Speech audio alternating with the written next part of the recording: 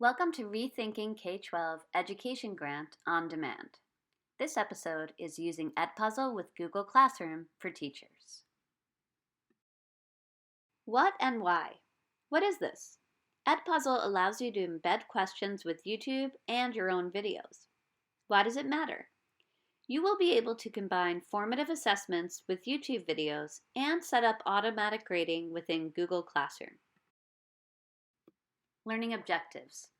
By the end of this session, you will learn how to create an Edpuzzle account, find and organize videos you want to use, edit videos to best suit your student population, integrate Edpuzzle with Google Classroom, and set up automatic grading. The first thing you will need to do is go to edpuzzle.com and click Sign Up. Click as a teacher, click Sign Up with Edpuzzle. When you're signing up, you must use your school email and whichever email is associated with your Google Classroom so that you can easily import the Google Classroom and Google Classes to your Edpuzzle account. Once you have created an account, you will need to verify your email address by checking your email and clicking Verify. When you have logged on, this is the home page. You have My Content, which is going to be all of the videos that you have created. You will have the home screen, which will show popular videos, trending videos. You also have the Curriculum tab, which allows you to navigate to different videos by age level, by topic, by subject. You can look at the videos produced from teachers in your school by clicking on your school. You can also browse by popular YouTube channels, YouTube, Edpuzzle, Khan Academy, TED Talks, etc. I'm going to show you first how you might find a video, and then we'll show how to edit it. So for middle school, click Science, click STEM, Bridges, and this brings me to the video Galloping Gertie, the Collapse of the Tacoma Narrows Bridge. When it's loaded, what you will see is the video, and you can play through it to see if you like it. You will see other teacher versions of this video, which again you can use as is or edit them, or you can edit your own from scratch. So if I'm going to edit this video and create a list of questions that go along with it, I'm going to click Edit down here. The first option you have is to cut the video down to size. This video starts with a long introduction, which I don't need to be showing students. In order to delete that, what I can do is under this Cut tab, pan over here,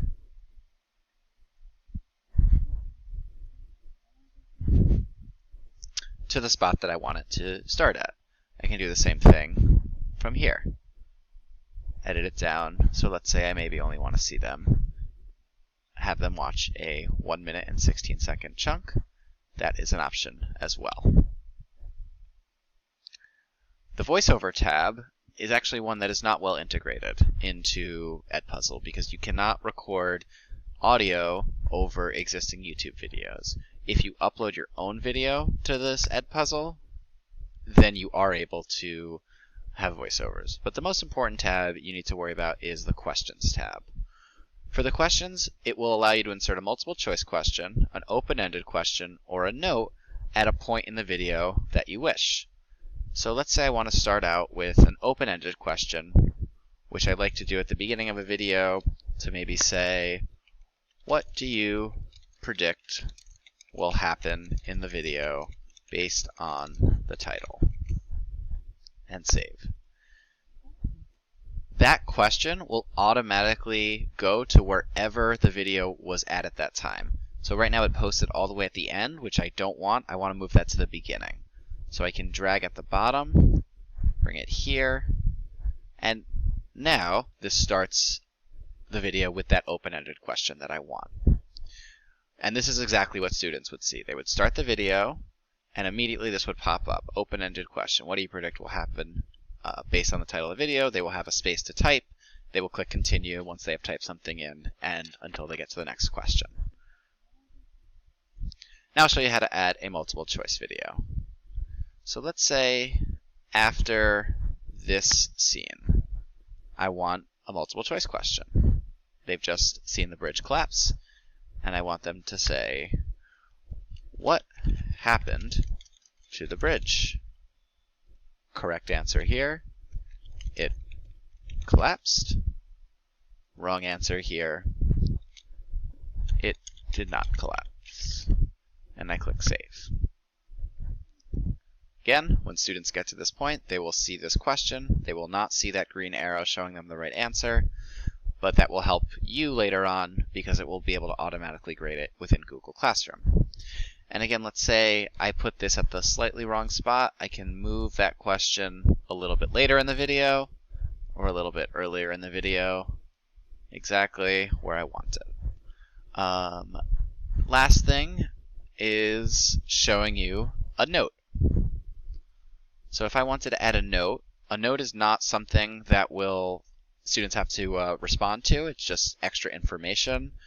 So you might want to define a term saying, note, collapse means to fall down. When students get to this part, they will see this, click continue, and they cannot go ahead without reading this note, or at least without clicking continue. Now I might want to see, does this video do what I want it to? So I can click play from the beginning. The open-ended question popped up in the right place. I can click continue. That multiple choice question popped up where I wanted. And then lastly, I want to make sure that the note pops up where I wanted.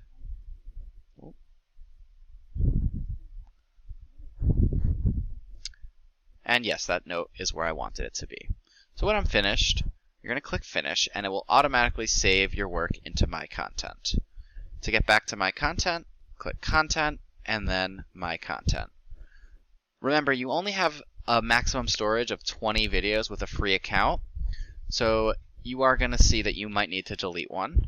So if I wanted to delete one, you would check the box there and click Delete. I'll show you more about how that works when I go back into this video and you see what happens as we start making duplicates. So as I said, one other option you have when you find a video that you like is to see what other video versions teachers have made. There is a small symbol there that has an audio note symbol, and that means that there are 14 audio notes that go with this video. In this video, we see 5 questions and 5 notes. So if I were to do this one, I would need to click Edit, and then I'm going to have the option to see how this teacher has put together this assignment. I see the notes that they have listed, and importantly, I see the questions that they have listed. If I want to edit a question or a note, I'm going to click that note or question and click Edit. This is just one example of an engineering disaster. Maybe I want to add, but there are many more.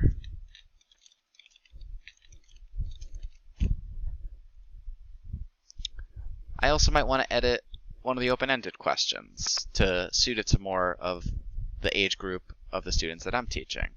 So that 4th one down is an open-ended question. Would you have walked or driven over that bridge? And let's say I want them to say a little bit more. So explain why. And then click Save. We also have a multiple choice question, which is here. Maybe I could change the question itself. I could change the answers, or I don't have to change anything at all if I like it. So again, let's say I've made some edits to this teacher's version, or maybe I haven't made any edits and I like it as it is. You're still going to do the same process. Click Finish here. Go back to Content. Click My Content. And you'll see now the version I got from this other teacher is here, and the version that I made, the 2 minutes and 24 seconds version, is here. This is where you can start to see many duplicates popping up, and that's going to force you to get over your 20 video limit very quickly. So maybe I don't want this video after all. I can click Delete. You also have the option of uploading existing videos on your computer by clicking Add Content here, clicking Upload a Video, and either choosing a file and browsing your files, or uploading it directly from Google Drive. Now you'll be able to add your classes from Google Classroom into Edpuzzle. You need to click the My Classes tab, and then on the left side, click Add New Class. Click From Google Classroom. This will then find the classes that already exist in your Google Classroom, and you can bulk import them by clicking all the classes that you want, and then clicking Import Classes. Once you have imported your classes, you'll have the option of assigning content directly from Edpuzzle that will post to your Google Classroom. To do this, go back to your content and find the video you like. So again, we're sticking with Galloping Gertie. Then I'm going to click Assign. I have the option of assigning it to any of these classes that I want. On this side, you have the options of adding a start date, when it will be posted, a due date, when it will be due. Prevent skipping means that students cannot skip ahead in the video, and they have to watch every part of the video, and you will get that information as well. And you also have the turn on closed captioning option for students. Lastly, you have the option to post it to Google Classroom, which you are probably going to want to do. Then once you click Assign, the video will automatically post to Google Classroom, and you will see this page that shows you the student list as well as percentage watched, and if they've turned it in, as well as their grade. If you have set up multiple choice questions, it can automatically grade. In this case, since this assignment has just been posted and no students have either watched it or submitted it yet, I'm going to go back and show you what it looks like when students have completed an assignment. So I'm going to go back to a class that I used this year, where I can find due assignments here. If I click this one, wet cloth, washcloth in space, you see a much clearer view of what this looks like. It tells you how much they've watched of the video, when they watched it, if they turned it in on time or late. And since I did not use this directly to do grading, you will not see their grades posted. You also have the option of clicking Question, which will show you what the questions were, as well as percentage of students that got it right. Again, this will only work for the multiple choice questions until you have graded them yourself. In order to grade, you can just click the 113 answers to grade, and this will show you question by question and the students' responses. If you are going to set up automatic grading so it can import these grades to Google Classroom, you can assign grades per student based on the question, or just click the check or X if they've got it right. This is a tedious process, and it will be much easier if you set up just multiple choice questions, but for open-ended questions, this does work as well. If you click a multiple choice question, it will show you which students picked which choices, A, B, C, and D, percentage of students that picked each one. The last thing I'm going to show you is how to export these to your Google Classroom. So this assignment, you can see there's an option missing. Since this assignment was not posted in a class that is linked with my Google Classroom, there's no option that says Export to Learning Management System. But if I go back to the classes that are synced with Google Classroom, and you can see this symbol means that they are synced, and I were to click the Galloping Gertie video, you have this option, Export Grades to LMS. This will automatically put whatever grades are calculated into the Google Classroom system. For me this year, I did not use Edpuzzle to set up automatic grading.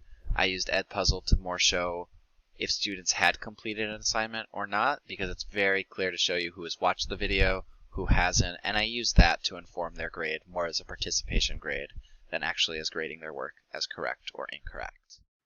Now that we're at the end of the episode, you should be able to create an Edpuzzle account, find and organize videos you want to use, edit videos to best suit your student population, and integrate Edpuzzle with Google Classroom and set up automatic grading.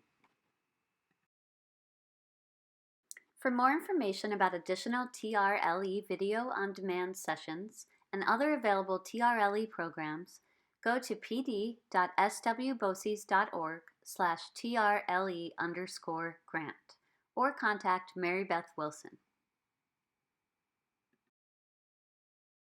We value your feedback about your experience with this digital resource. Please take a moment to share feedback about your experience with this resource using the following link.